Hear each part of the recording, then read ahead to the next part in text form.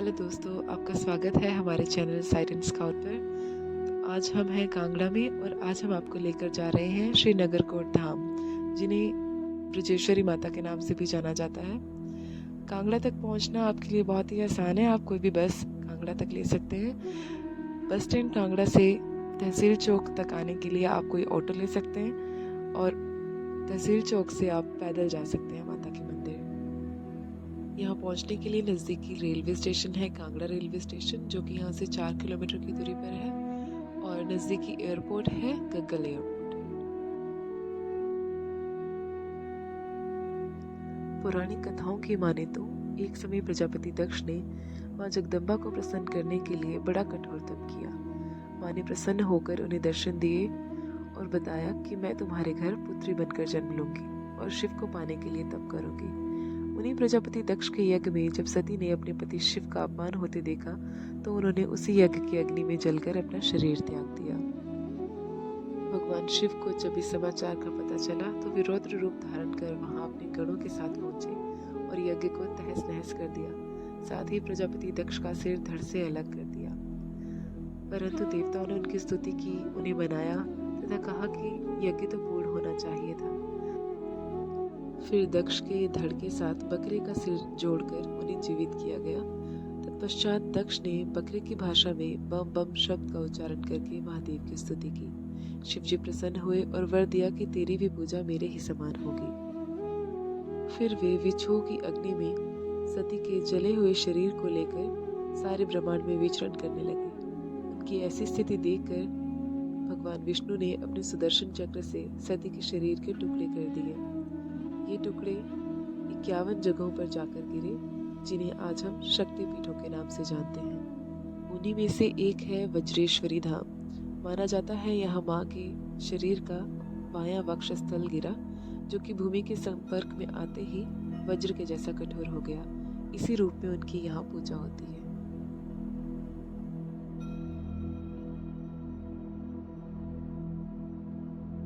वज्रेश्वरी माँ को ब्रह्म मुहूर्त में स्नान व श्रृंगार कराया जाता है और पंचमेवा का भोग लगाया जाता है। इसके पश्चात आरती होती है और दोपहर में माँ को चावल और दाल का भोग लगाकर आरती की जाती है। सायंकालीन आरती पर माँ को दूध, चने और मिठाई का भोग लगाया जाता है।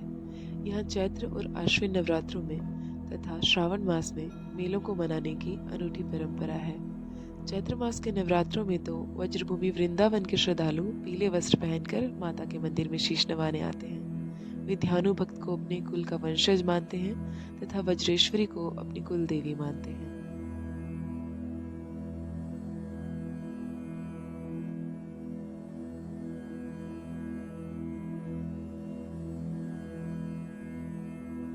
इस मंदिर में मकर संक्रांति को मनाने की भी विशिष्ट परंपरा है।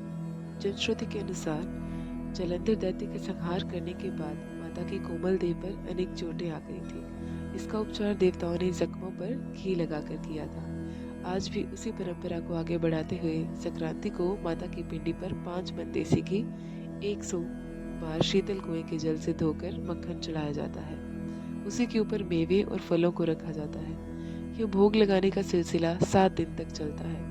माता के मंदिर में चढ़े इस भोग को प्रतिदिन श्रद्धालुओं में प्रसाद स्वरूप बांट दिया जाता है। यह भी लोक आस्था है कि इस मक्खन को घाव, फोड़े, फिंसियों पर लगाने से उसका उपचार हो जाता है।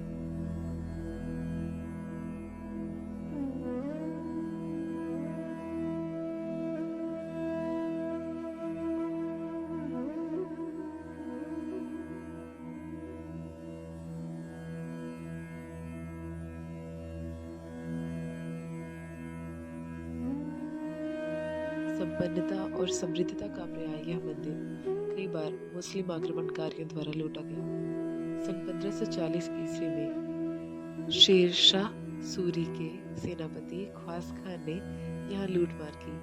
कहते हैं वह यहाँ पर स्थापित देवी की पाषाण प्रतिमा को दिल्ली ले गया और वहाँ उसने इसके टुकड़े करवाए और दिल्ली के कसाईयों को तोलने के लिए बाट बनाने के लिए दे दिए। इसी तरह प्रतिमा के ऊपर लगे छत्र को शाही महल में पानी पीने के लिए यूज किया गया। मंदिर में प्रवेश करते ही मुख्य द्वार के पास ध्यानु भक्त के सिर के दर्शन होते हैं। स्थानीय निवासियों के अनुसार माता का परम भक्त ध्यानु आगरा का रहने वाला था और जाति का बनिया था। वह पीले वस्त्र पहनकर मां के दर्शन के लिए उपस्थित हुआ करता था। उसके मन में माता के प्रत्यक्ष दर्शनों की बड़ी लालसा थी। एक बार जब उसने माता के प्रत्यक्ष दर्शन प्राप्त करने के लिए अपना सिर काटकर मां के चरणों में भेंट किया तो माता ने उसे दर्शन दे दिए और उसका सिर धड़ से जोड़ दिया। दूसरी बार भी ऐसा ही हुआ, परंतु जब तीसरी बार फिर से सिर काटकर ध्यानु ने माता के चरणों में अर्पित किया तो वह नहीं जुड़ा। कारण यह कि माता ने कहा था कि तीसरी बार ऐसा न करना, अब सिर काटोगे तो नहीं जुड़ेगा। इसके उपरांत माता ने ध्यानु को आशीर्वाद दिया कि जो भी यात्री मेरे दर्शनों के लिए स्थान पर आएगा वह पहले तेरे ही दर्शन करेगा।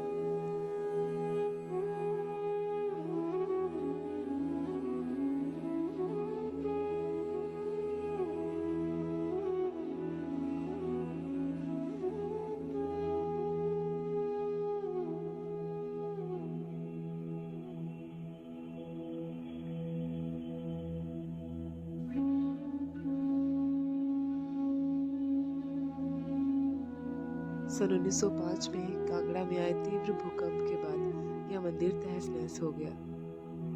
इसका दोबारा जीर्णोद्धार किया गया, परंतु मंदिर में स्थित माता तारा देवी का मंदिर ज्यों का त्यों खड़ा रहा।